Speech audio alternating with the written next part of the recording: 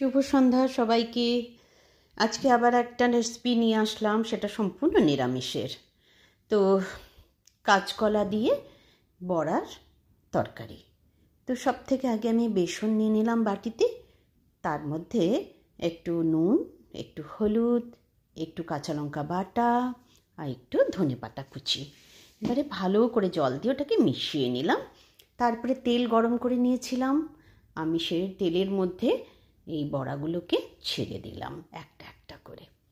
ডুবো তেলেই ভাজতে হয়। পাল্টিয়ে দিলাম, বড়াগুলোকে ভাজা হয়ে গেছে দুপাশে। এবারে উঠিয়ে নিলাম।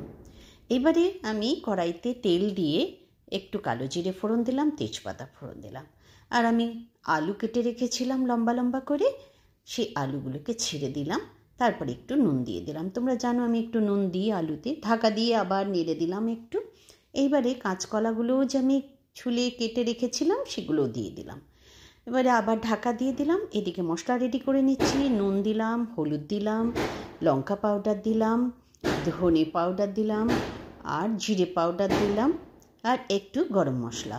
আমার ভাইপো এসেছে, ও ঝাল কম খায়, তাই ঝালটা কম দিলাম। ঢাকনা তুলে দেখলাম ভাজা হয়ে গেছে। জল দিয়ে গুলি মশলাটা আমি ওর মধ্যে ছেড়ে দিলাম। তারপরে আবার ঢাকা দিয়ে দিলাম। ঢাকা খুলে দেখলাম বেশ মাখো হয়ে এসছে। এবারে বড়াগুলো সব এর মধ্যে ঢেলে দিলাম।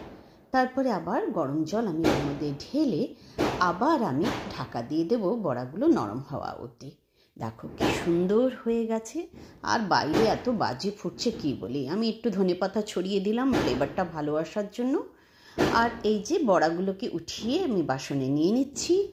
কি সুন্দর হয়ে গেছে, গরম ভাতের সাথে দারুণ খেতে লাগে। তোমরা বানিয়ে খেও আর জানিও কেমন লাগলো আমার এই রেসিপিটা। আর আমার চ্যানেলটাকে সাবস্ক্রাইব করো, আমার পাশে থেকো। টাটা।